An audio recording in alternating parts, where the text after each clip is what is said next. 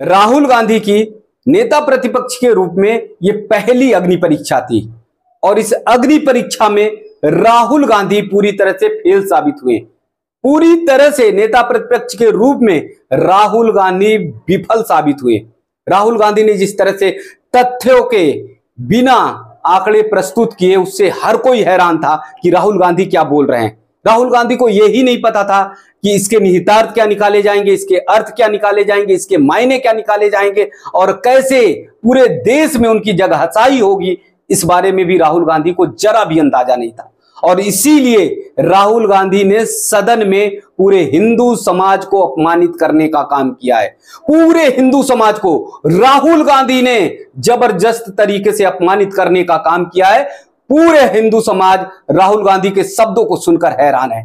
राहुल गांधी ने सदन में बोल दिया कि जो लोग अपने आप को हिंदू कहते हैं, एक बार फिर दोहरा रहे हैं, राहुल गांधी ने कहा कि जो लोग अपने आप को हिंदू कहते हैं वो हिंसक हैं, वो नफरत फैलाते हैं, वो असत्य बोलते हैं। यानी पूरे हिंदू समाज को राहुल गांधी ने नफरत फैलाने वाला बताया, असत्य बोलने वाला बताया, पूरे हिंदू समाज को हिंसक बताया।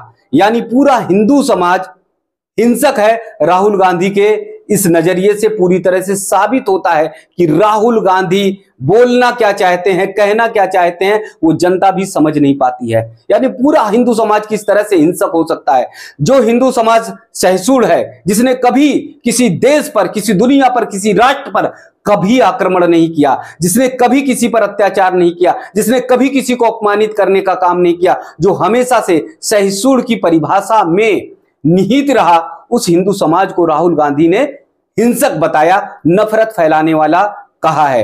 राहुल गांधी ने जिस तरह से सदन में हिंदू समाज को अपमानित करने का काम किया है, उससे साफ तौर पर पता चलता है कि राहुल गांधी के मन में, मस्तिष्क में सिर्फ और सिर्फ इस्लाम भरा है, सिर्फ और सिर्फ ईसाइयत भरी हुई है। और इसीलिए राहुल गांधी कभी नहीं कहते कि इस्लाम यानी इस्लाम के कुछ लोग हिंसा फैलाने वाले हैं। राहुल गांधी कभी नहीं ईसाइयत पर कोई टिप्पणी करते हैं।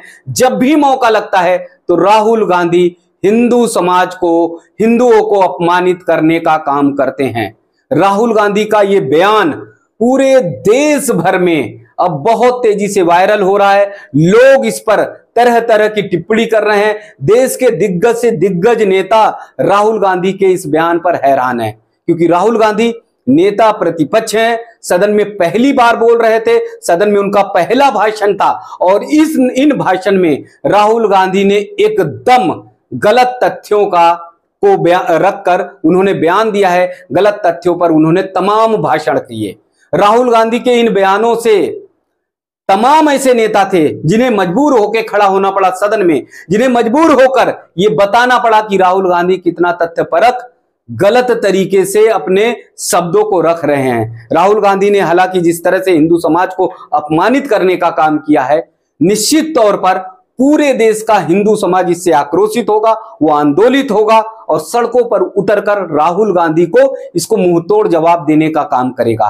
क्योंकि देश का हिंदू समाज हमेशा से, चाहे देश की आजादी से लेकर अभी तक अगर देखा जाए तो, या फिर उसकी सनातन संस्कृति की ओर चलकर देखा जाए, सतयुग, द्वापर, त्रेता और अगर कलयुग तक देखा जाए, तो हिंदू समाज ने कभी हिंसा फैलाने का काम नहीं किया। कभी हिंदू समाज ने किसी का शोषण नहीं किया, कभी हिंदू समाज ने किसी को अपमानित करने का काम नहीं किया। लेकिन राहुल गांधी पूरे सदन में हिंदू समाज को अपमानित करते हुए दिखाई दे रहे हैं। अब जब राहुल गांधी को यह लगा कि उनका बयान गलत साबित हो गया है, उन्होंने कुछ गलत बोल दिया है, राहुल गांधी एकदम घबरा गए कि पूरे हिंदू समाज को उन्होंने किस तरह से गलत बोला है, तो सदन में चीख चीख कर ये कहने लगे कि नहीं, मैं मोदी को बोल रहा था। वो बोलने लगे, आरएसएस और बजरंग दल को बोल रहे थे।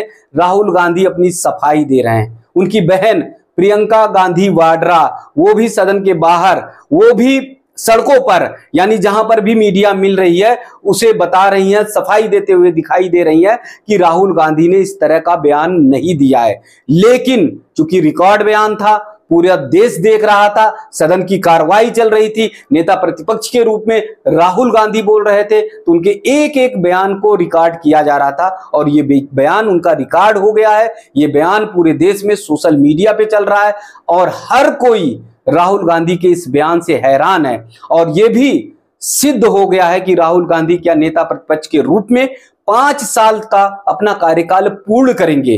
क्योंकि इस तरह का बयान अगर वो देते हैं, सदन में नेता प्रतिपक्ष के रूप में उन्हें पूरे समय बैठना पड़ेगा, पूरे समय उन्हें कार्रवाई सुननी पड़ेगी और तमाम विषयों पर, तमाम मामलों पर उन्हें बोलना पड़ेगा। और अगर इस तरह से एक गलत बयानबाजी देंगे, गलत आंकड़े प्रस्तुत करेंगे, गलत तथ्य देंगे, तो फिर वो 5 साल का कार्यकाल कैसे पूरा करेंगे।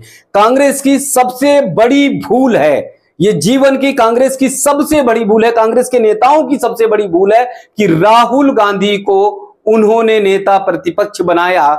इससे पूरी तरह से कांग्रेस की पोल खुलने वाली है और ये साफ तौर पर पता चलेगा कि जैसे 1947 में कांग्रेस ने देश को बंटवा दिया, जैसे 1947 में देश बंटने के बाद पूरे देश भर में रक्तपात हुआ और पाकिस्तान के लोगों ने पूरे देश में अत्याचार किया, उसी तरह से राहुल गांधी के बयान सदन में निश्चित तौर में देश को बांटने का काम करेंगे। क्योंकि एक समाज, हिंदू समाज को लगातार टारगेट करते हुए राहुल गांधी इस तरह से अपमानित करने का काम करेंगे तो किसी भी तरह से हिंदू समाज बर्दाश्त नहीं करेगा। क्योंकि राहुल गांधी कभी भी इस्लाम पर बोलते हुए नहीं दिखाई देते, राहुल गांधी कभी भी ईसाइयत पर बोलते हुए नहीं दिखाई देते, राहुल गांधी कभी भी किसी धर्म विशेष पर नहीं बोलते। सिर्फ और सिर्फ राहुल गांधी हिंदू समाज को अपमानित करने का काम करते हैं। तो इससे हिंदू समाज भी एक बार सोचने को मजबूर होगा।